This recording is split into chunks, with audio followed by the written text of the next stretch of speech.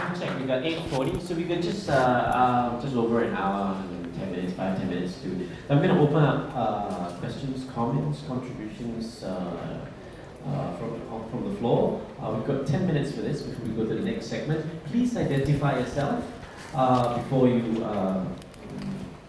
make your comment or statement. I'm going to go around with the microphone. So we've got a gentleman there, lady there. Okay. First. Good evening. I'm Mike Alban. Actually, I have a question for our theist of the evening. One of the interesting things for me, I'm one of those militants, whatevers. Okay, then I'll leave you out of it. One of my questions is actually that what really amuses me is that one of your statements was that we are anti-religion, anti your God. We have to prove that your God does not exist. But this is not very scientific from my point of view. You are telling that there is a God to me. You also have to come with a proof. Why would I do that? So that's question number one. The second thing is, do you think that the universe has only one alien species? Yeah, because we are aliens on our own planet. There are billions of planets in the universe. Statistical, we should say that maybe there is another one. So that's science. That's my point of view. So it's an interesting thing. So I would like to have an answer on that. Thank you. Yeah. I'm going to take questions and comments and then maybe put it up to you guys to do something. So we've got the gentleman in the back and the lady over here. And then you were next, man. So.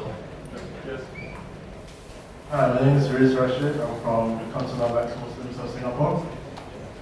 My question is for Imran. How would you then react to another category of atheists who were once religious but are no longer religious? Because your point is that faith isn't bad.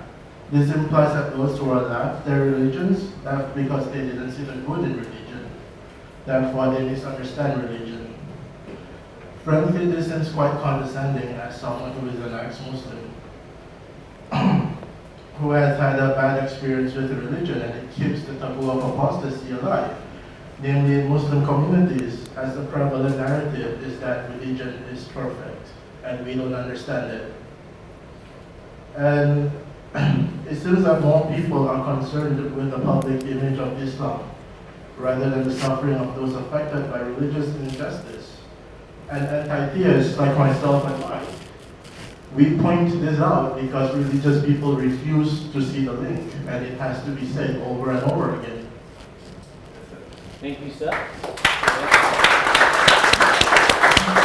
Imran's a pretty popular guy, so I'm also inviting folks who want to make the other side address the other half of the conversation. So that's what I said.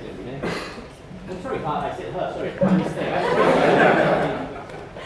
You're next. Sorry. My name is Rianne. I actually have an opinion question for both of you.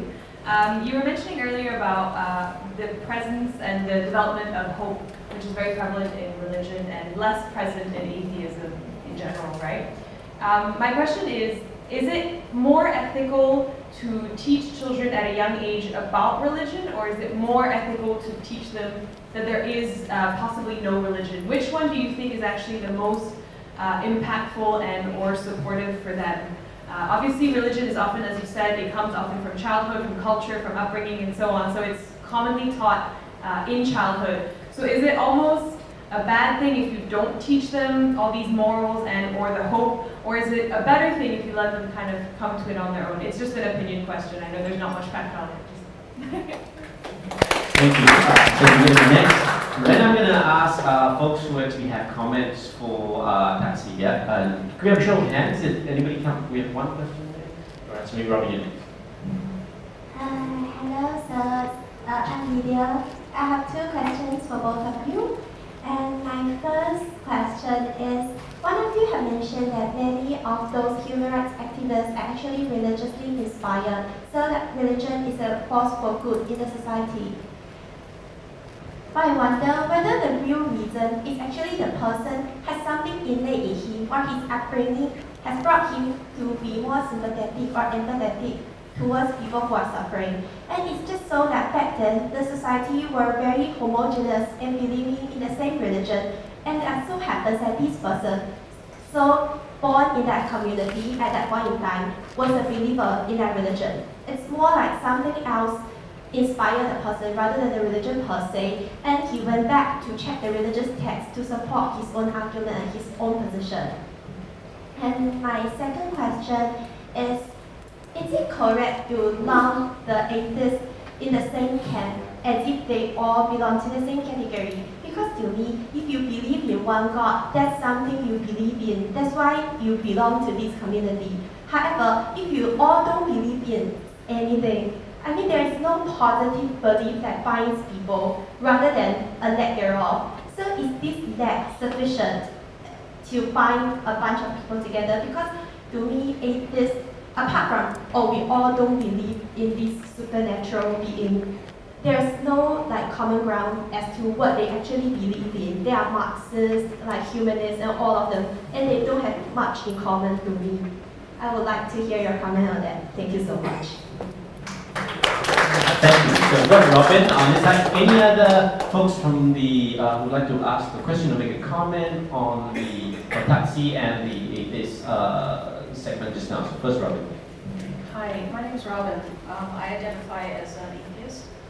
The one thing that you said that I think might have missed out what binds a lot of people here is that whether you're a believer or not, I think that we all have the capacity for awe and wonder, and how you interpret that maybe is what the big difference is. But I think that is a human experience, whether you're a believer or whether you're not. Thank you.